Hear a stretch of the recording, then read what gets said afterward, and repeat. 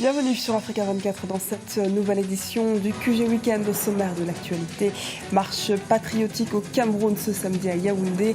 La population se montre solidaire à l'armée camerounaise qui fait face aux attaques de la secte islamiste nigériane de Boko Haram depuis plusieurs mois. Congrès extraordinaire du Parti démocratique de Côte d'Ivoire ce samedi à Abidjan. Ces assises sont censées entériner l'appel de Daoukro lancé en septembre 2014 par le président Henri Konan Bédié. 4 cadres du PDCI RDA sont en désaccord avec ce ralliement et ne participeront pas au rendez-vous. Interswitch lance un fonds d'investissement de 10 millions de dollars au Nigeria.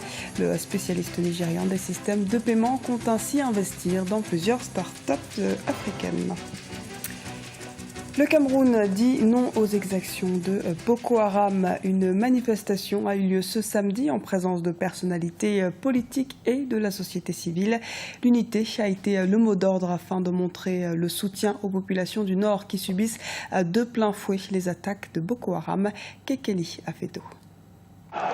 Ce samedi 28 février, la population camerounaise est descendue dans les rues de Yaoundé pour une grande marche baptisée Unis pour le Cameroun. Le but est de montrer l'unité du pays face à Boko Haram et de soutenir les forces armées pour leurs efforts pour défendre l'intégrité territoriale. Je crois que le peuple souverain était là à la base et a exprimé toute sa solidarité et nous nous sommes sentis tous unis derrière notre armée. Et je crois que cela a été clairement exprimé tant par les discours des organisateurs que par la mobilisation qui a été faite par les jeunes Camerounais, par les autorités jusqu'au président de l'Assemblée nationale et les ministres. Les incursions répétées de Boko Haram en territoire camerounais préoccupent tout un peuple qui entend désormais se dresser contre un fléau devenu régional. Les armées camerounaises et tchadiennes restent en première ligne pour contenir le groupe terroriste. Pour de nombreux observateurs, les efforts de guerre déployés par l'armée camerounaise deviennent lourds, tant en moyens humains que matériels. C'était une belle initiative que d'organiser cette marche-là contre Boko Haram aujourd'hui, parce qu'il y a tellement dans ce pays peu d'occasions de fédérer les Camerounais autour d'une idée commune, autour d'une action commune. Donc la première réussite de cette marche, c'est que l'idée est germée et qu'il y a eu un consensus autour de son organisation. Le Cameroun n'a pas l'habitude de ce genre de mobilisation populaire. Encore une fois, c'est une idée forte qui a été lancé, un message aussi que les Camerounais ont lancé pour dire qu'ils sont unis contre la menace terroriste de Boko Haram. Organisée par un groupe de journalistes camerounais qui couvrent la guerre contre Boko Haram, cette marche se veut apolitique. Elle met en lumière la détermination d'une nation face à un fléau qu'elle entend combattre à tout prix. Acquittement du Congolais Mathieu Kodiolo Tchoui. La Cour pénale internationale a suspendu son expulsion vers la République démocratique du Congo. Ce vendredi, en appel, les avocats craignent pour la sécurité de leurs clients. Des craintes fondées selon la défense après avoir dénoncé le rôle du président congolais Joseph Kabila dans l'organisation de sa milice et les crimes commis en Ituri, au nord-est de la République démocratique du Congo. Le 24 février 2003, 200 civils avaient perdu la vie.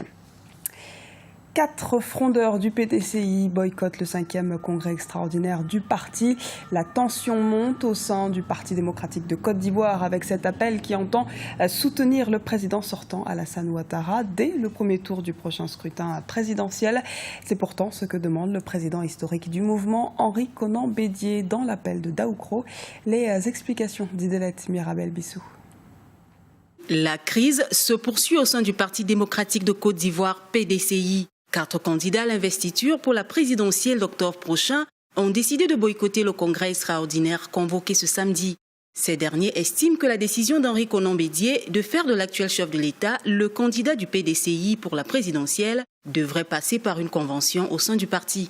C'est un tournant qu'on devra observer par rapport à sa capacité à gérer les candidatures individuelles de ces cadres que l'on connaît et qui ont indiqué qu'ils ne se reconnaissent pas dans le Congrès, qu'ils le bouderont, qu'ils le boycotteront et qu'ils le récusent même, indiquant qu'il fallait plutôt une convention pour choisir un candidat issu du PDCI conformément aux résolutions du Congrès. L'étau se resserre au sein du parti historique de la Côte d'Ivoire, exclu du pouvoir depuis 1999. Les ténors du parti qui veulent matérialiser leurs ambitions présidentielles avant de passer le flambeau à une nouvelle génération voient leurs espoirs s'envoler. Ils envisagent d'organiser une convention alternative pour barrer la voie au président Alassane Ouattara.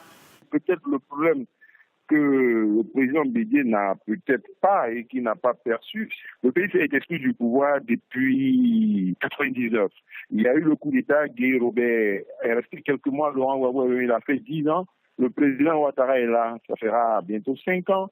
On demande encore, Bédié demande au PCD de lui donner encore 5 ans. Et au bout du compte, ça fera 21 ans, je crois, en 2020, que le pays est hors du pouvoir. C'est des ambitions étouffées, c'est des espoirs brisés, c'est un repositionnement retardé. Depuis 1999, le PDCI a su conserver son union et sa cohésion malgré la succession des crises au sein du parti. Le congrès de ce samedi ainsi que les prochaines élections se présentent comme un baromètre pour mesurer le poids des grands partis sur l'échiquier politique en Côte d'Ivoire.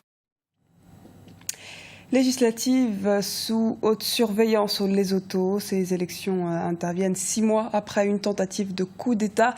Une vingtaine de partis sont en lice ce samedi. 2 candidats sont principalement en course. Le Premier ministre Thomas Taban et son adjoint Motedjoa Metsing. L'organisation régionale de la communauté de développement d'Afrique centrale, la SADC, est à l'origine de ce scrutin anticipé. Elle espère mettre fin à 2 années de crise au sein du gouvernement de coalition. Lancement du e-Payment Ground Fund au Nigeria, une initiative mise en place afin d'investir dans des startups africaines présentes sur le segment. Il s'agit aussi de familiariser un plus grand nombre d'Africains au niveau système de paiement, comme nous l'explique Emefa Kofi. 10 millions de dollars. C'est l'enveloppe consacrée au premier fonds d'investissement de la société nigériane Interswitch, dénommé e-Payment Growth Fund. Ce fonds sera placé dans des entreprises bien définies. Et la première société choisie est Africa Courier Express, spécialisée dans la gestion informatique des données financières.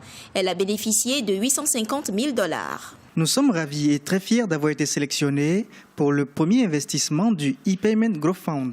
Les ressources que nous apporte ce nouveau partenariat avec Interswitch font partie d'une levée de fonds de 2,6 millions de dollars qui vont permettre d'accélérer notre expansion à travers le Nigeria et en Afrique de l'Ouest. La plateforme Interswitch assure au Nigeria 70% des paiements électroniques. Elle entend maintenant s'étendre à d'autres pays sans préférence régionale ni zone linguistique de prédilection. Nous sommes là pour offrir des services sécurisés et fiables. L'important pour nous, c'est d'innover, de créer de nouvelles solutions qui s'imposent, de vendre en fonction de la demande, peu importe la région. Interswitch, en partenariat avec les start-up du continent africain, entend lever les barrières que connaît le commerce électronique en Afrique. Il s'agit entre autres du faible accès à Internet, la prédominance des paiements en espèces ou encore le manque de confiance au sein des populations.